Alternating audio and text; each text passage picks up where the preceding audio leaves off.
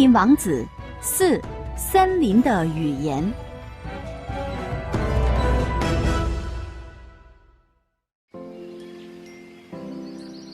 老棕熊巴鲁开始教毛克利森林法则。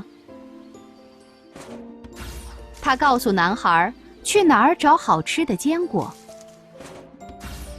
教他当蝙蝠白天睡觉的时候不要去惹它。毛克利还学到跳进水里之前要提醒水蛇注意。每天巴西拉都会来检查毛克利的进步。毛克利太棒了，巴鲁高兴地说。他既擅长爬树，又擅长游泳，还擅长跑。巴鲁让毛克利努力学习。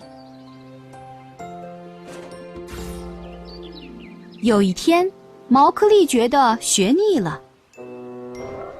巴鲁一训斥毛克利偷懒，毛克利就跑掉了。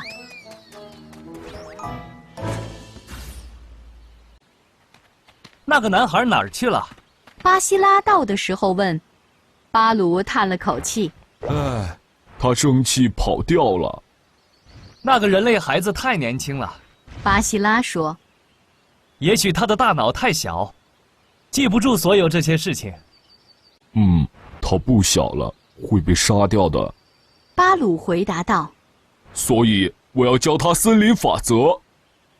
他在学所有的森林语言，这些会保护他，让他在这里一直安全。”也许吧。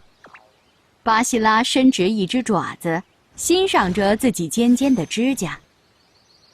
等我们找到毛克利，我让你见识见识他的语言能力。巴鲁说。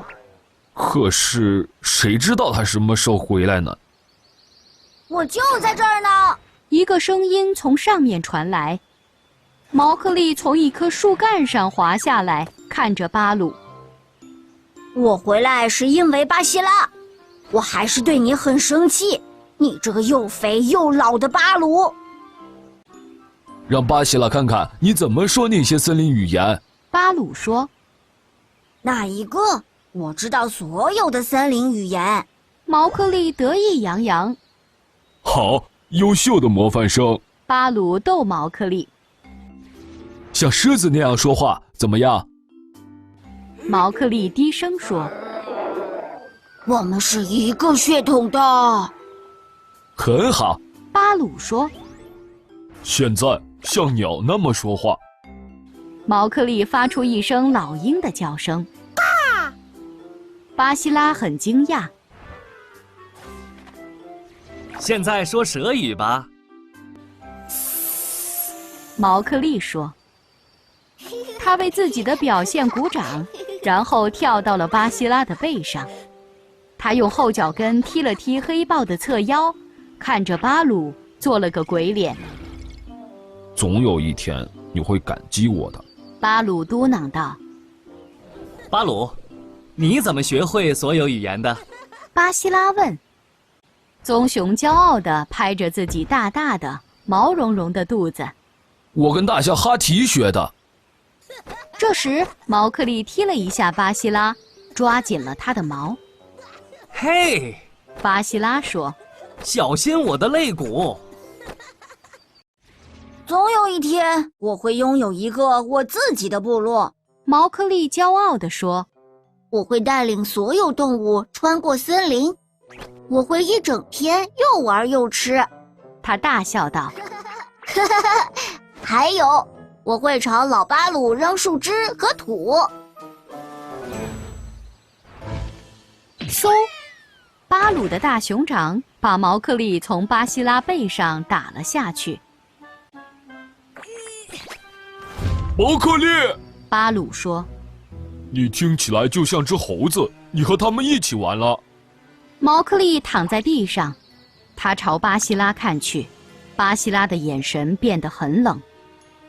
猴子们没有规矩，他们又粗鲁又愚蠢。巴鲁说：“离他们远点儿。”毛克利抽了抽鼻子：“你以前对我不好，但猴子们对我很热情。”他们从树上下来陪我玩，还给我坚果吃。巴鲁不屑地哼了一声。哼！他们说总有一天我会成为他们的首领。毛克利又特意加了一句：“他们没有首领。”巴西拉厉声说：“还有，他们撒谎。”听好了，毛克利。巴鲁的声音像打雷一样低沉。猴子们住在树上，他们不停地吹牛闲聊。我们不在猴子们喝水的地方喝水，我们不去猴子们去的地方。毛克利静静地躺着。我们不理他们。巴鲁补充说。即使他们朝我们头上扔坚果。就在这时，坚果从树上掉了下来，一大群猴子放声大笑。